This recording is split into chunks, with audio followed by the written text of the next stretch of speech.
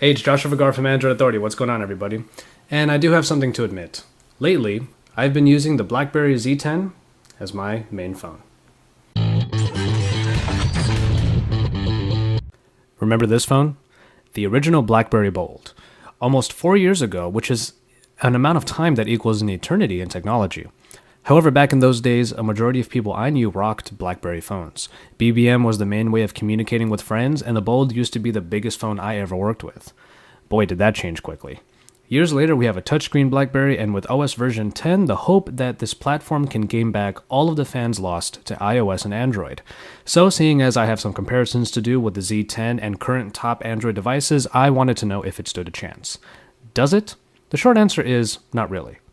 But it's a hell of a start, and could lead to better days for BlackBerry. This edition is black all around and with a 4.2-inch screen opposite a back covered in an almost rubbery feeling plastic. The great thing about the back is that it's removable, giving access to the replaceable battery and SD card slot. It's a nice feeling phone too, but I think the weight leaves something to be desired here. It's not light enough to be considered cheap, but it also lacks a certain heft that maybe 5-inch phones typically have that we've become used to. Considering this is a 4.2-inch screen with 1280 by 768 resolution, there really isn't a whole lot to complain about otherwise. It's not one of the bigger 1080p screens we're seeing and loving these days, but it's adequately bright and the color production does justice to videos, pictures, and games like Angry Birds. You do get a dual-core 1.5 GHz Snapdragon processor in there with Adreno 225 graphics, so there is plenty of performance to go around. Little lag is found once you get into the OS. I thought that I was going to have a bad time with the Z10 when it took, and does still take, quite a while to boot up. It's the only real performance issue, though honestly it is a pretty big one. Battery life is a mixed bag. I would have no problem texting, writing emails, and checking Facebook on a fairly constant basis one day, and then on another day, when I leave my phone in my pocket for a long time, it drains quicker than I realize, and I'm out of juice before the end of the day. It probably has something to do with constant syncing, but honestly, the consistency is still annoying. I guess if you take the average though, the 1800 mAh battery does a decent job at best. Then finally we have the camera before I get into the software. With the 8 megapixel shooter on the back and a 2 megapixel camera on the front, you pretty much get what you expect here. The rear camera performs pretty well, though some pictures have grain even in decent lighting. Otherwise you get one particular capability called time shift. Essentially it takes a very fast burst shot and you pick between the various shots to find the one you want.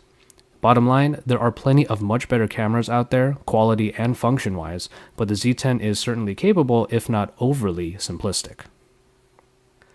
Alright, so now we have BlackBerry 10. This is a big change from the BlackBerry OS that we might know from before, certainly a change from the days of the original Bold. Brought into the current century with a touchscreen interface, you have your apps in the main screens, the recent apps screen, and BlackBerry Hub. Running apps from the app screens is pretty straightforward, but it's getting back home that is different. Notice there are no buttons anywhere. That is because basically all navigation is done via swipes. Swipe up from the bottom within any application and it seats your current app in the recent apps screen. You can only get a total of 8 running at the same time here, but that shouldn't be a problem for most. The cool part about this recent apps functionality is that anything put there continues to run in real time, so it's kind of like quickly creating a widget. BlackBerry Hub is another new function meant to integrate all different services like messaging, Google Talk, Facebook, Twitter, and emails into one location. It's all in a list format that basically makes you edit every item one by one, because manipulating groups of messages can sometimes be a little difficult and cumbersome. Having everything in one place unifies the notifications, which is kind of cool. From within any app, swipe up, but then hold there to see if you have anything new. While holding, you can swipe to the right to go straight to those messages. You don't get previews of your messages though, because you actually have to access the hub in order to see them. Ultimately, provided that you keep your inboxes pretty clean, the hub is a pretty elegant and nice way of putting all of your messaging needs under one roof. Of course, as an Android user, I found myself missing my OS of choice, but only when I couldn't find apps that I depend on. The main ones were Spotify for music listening and Google Voice. The solution for Google Voice was to use the mobile web version, which actually worked out because the built-in web browser is simplistic, unobtrusive, and actually pretty easy to use. Putting a bookmark to the mobile Google Voice website on my app screens was a nice workaround. Mind you, this is how BlackBerry does YouTube as well, so remember that any missing app might have a capable web version. There's still nothing available for Spotify though. For the typical tasks like messaging and web browsing though, the Z10 is actually a pretty good experience. It takes a bit to get used to the swiping navigation, but once you get the hang of it, you'll be zipping through apps in the hub easily. And honestly, it's kind of cool. Since it's supposed to be a messaging beast, the Z10 has perhaps one of the best keyboards I've ever used. Somehow, the great experience of the physical keyboards on other BlackBerry models was translated perfectly for this touchscreen. The frets space things out a little, making touch typing even easier, while predictive text pops up words above the next likely letter of whatever word you're typing. Just swipe up from that letter to autocomplete. It's clear that BlackBerry hasn't lost its touch with messaging and keyboards, making it the highlight of my experience. The only real blemish in my otherwise good messaging experience was no one I know uses BBM anymore. So that was kind of a big bummer. And so, there you have it. I do have to admit that BlackBerry still has a knack for messaging, and the typing experience on this phone is one of the best that I've ever had on a touchscreen. Still, if you want to do anything more with BlackBerry 10, it's still lacking, primarily because of its lack of apps. Sure, you can find games, some old ones that were ported over, and functionality like Google Voice requires you to use the web versions, which is honestly just a simple workaround.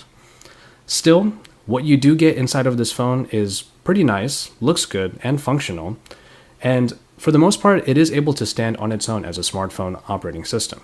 But compared to the big guns like iOS and Android, it still has a long way to go. However, I'm pretty excited to see where they go with it. We'll be comparing the Z10 to some of Android's main players, so stay tuned and subscribe to the Android Authority YouTube channel for all the action. And remember to keep up with AndroidAuthority.com because we're your source for all things Android.